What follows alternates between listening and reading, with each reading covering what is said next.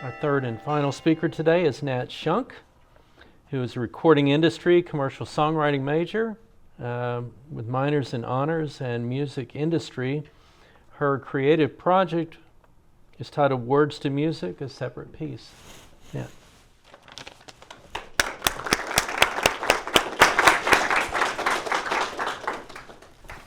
Hey guys, I'm Nat. This is my thesis, Words to Music, a Separate Piece. So just a little bit about what my thesis is. I decided to turn a book into an album.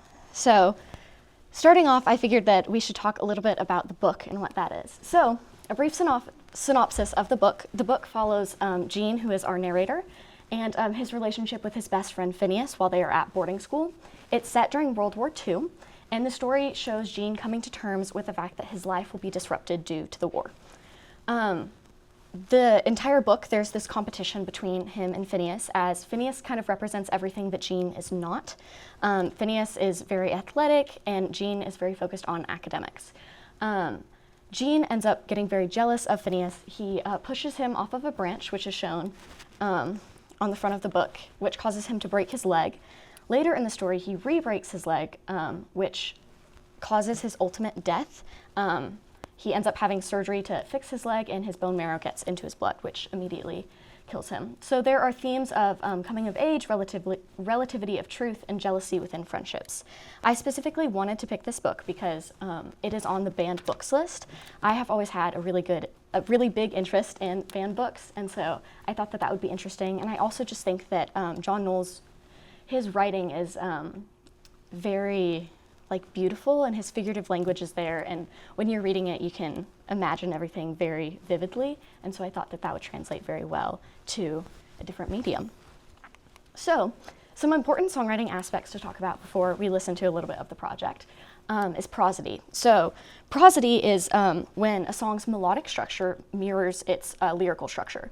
An example of this would be the lyrics, "I'm falling down," with a descending melody that slowly gets lower. So it just kind of shows how those two things go hand in hand. For perspective, I thought a lot about how I wanted to do the perspective of this album, because the perspective of the book is from Gene's perspective, but it kind of changes between past and present tense a little bit, because it starts out in past tense in the first chapter, but as Gene goes back to his boarding school and reflects on his time, but it's one of those things where he's kind of like, and then this happened, and it goes into the story in present tense. So I wanted to find a way to incorporate that into the thesis. And then I decided to write the album in first-person direct address, which just means that the songs are from me personally saying I, and then instead of saying Phineas, the words you are used. So that kind of allows the reader to, it allows the listener to put themselves into the shoes of Gene while listening, and it also allows them to be more objective when listening. It also allows the album to stand alone, so that it isn't viewed entirely as a work that is attached to a separate piece. So again, overall, the goal of this project was not to replace the story, but simply to elevate it into a new medium. Okay. So let's listen to a couple songs. We're going to listen to 3 of the songs of the album. There are 8 songs on the album. There's 7 that are relevant to the book, and then the last song has to do with book bannings. So the first song, it's called Prologue, which I found very ironic because there is not an actual prologue in the book. But it's just kind of to show that these events happened in the past, and so it kind of shows the perspective shift within the song. We are not going to be listening to the full song just because we do not have that much time today. So this is just the second half of the song. So we're going to listen to it, and then I'm going to talk about some of the highlights of the song.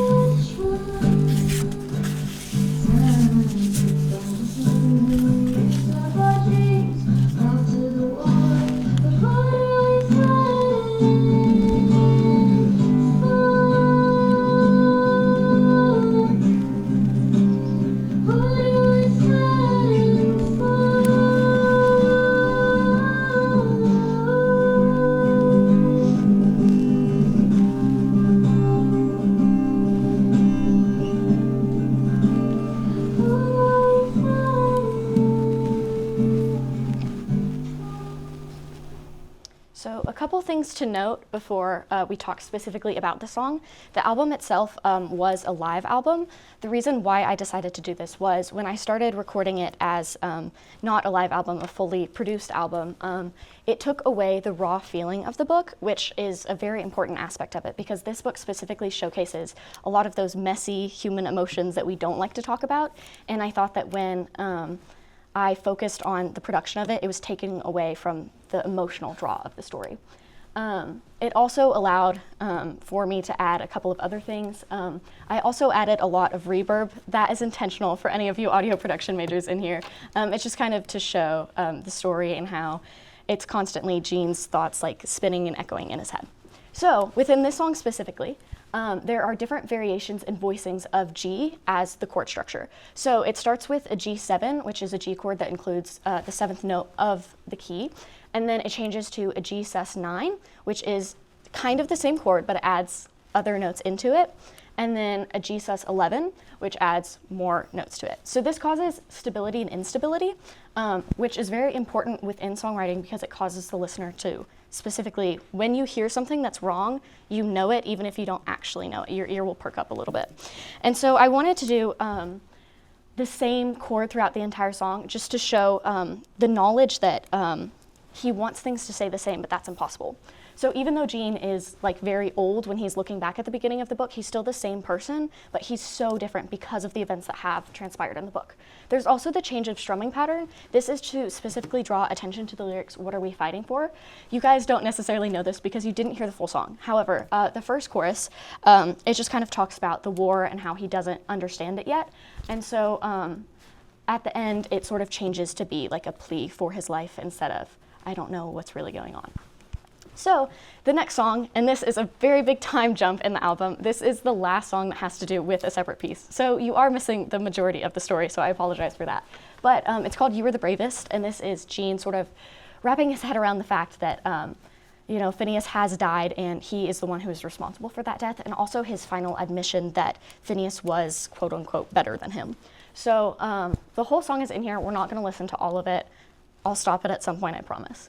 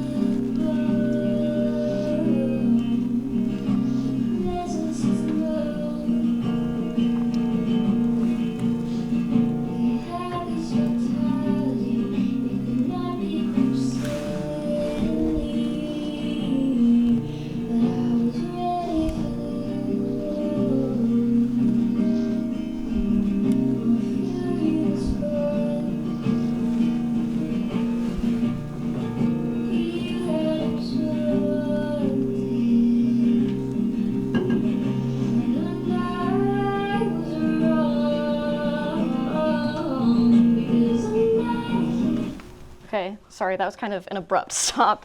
But yes, so that song is just kind of Gene coming to terms with the death. So it's him exploring what his life is without Phineas, because at the end of the day, even though their relationship is very complicated, he doesn't know what his life looks like without him. And so this is written in relative minor. For those of you who don't know music theory, I'm going to do my best to explain this, but it is a little bit of a complicated idea. So within any given key, there are a certain amount of notes, right? There's 7 notes. It's the same as do, re, mi, fa, sol, la, ti, do, right? It's the same in every key. But there's this thing called minor keys and major keys. Minor keys are known for kind of being like a more sadder vibe about them, and then major keys are normally the happier songs. So what relative minor is it kind of bridges the two together. So keys have their pairs of minor and major keys. They just have different root notes. That means, I know it's confusing, I'm sorry. That means that, for example, the key of C major, it has the notes C, D, E, F, G, A, B, C. So it's the same every time, right? And it's the simplest key to talk about because there's no sharps or flats, so we're gonna stick with that one. Well, A minor has the same exact notes, but the starting note is A instead of C. So the way that you use this when you write songs is you can balance it by making a song start, like with this one, it's actually in C minor, but say that it was in A minor. You start with the A minor chords and only use chords within that family, and then slowly incorporating C's into the song allows it to shift and kind of change meaning without actually changing keys. So that was used within this song, and it just kind of shows the stability and instability of Gene's feelings, and it's also to draw more attention to Gene's final admission and realization of like the guilt that he carries with him. It also just has a melodic driven emphasis, especially on the chorus when it's talking about I'm not, specifically those words like I'm not a hero, I'm not a savior, those things. It's melodically driven. Moving on, there we go, okay. This is the last song that I'm gonna talk about today. So Ash explores the idea of book banning. It's loosely based on a different book that I read in middle school, which is called The Book Thief, if you guys are familiar with it. It's set during World War II, and it follows a girl and her family during World War II and how they do not agree with the Nazi beliefs, and they actually house a Jewish man in their basement. And so this girl is just very against everything that is going on within Germany at the time. And what she actually does is, while they burn books in Germany during World War II, and she goes and she saves the books from being burned. So I thought that this idea of burning books was really interesting, and so I decided to title this one Ash to kind of represent that. So we'll listen and then we'll talk a little bit about it.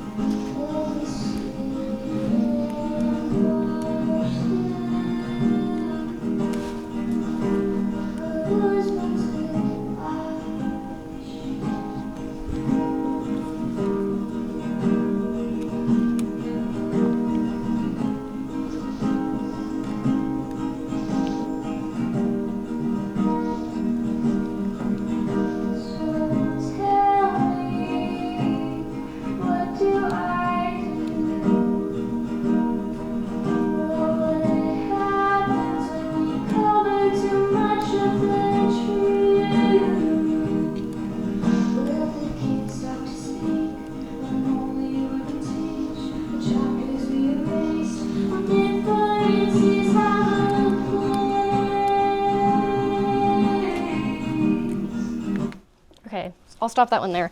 So this one is just kind of filled with the question of where America is going while we are currently banning books and things of that sort. And I personally believe that filtering our education is always a bad thing, and we should always know what has happened in America and what happens in the world around us. So the song itself, it has an unfinished ending. I know that you guys didn't necessarily hear that, but that means that it doesn't end on the bass note of the key, and that just kind of show the question of where will we go from here.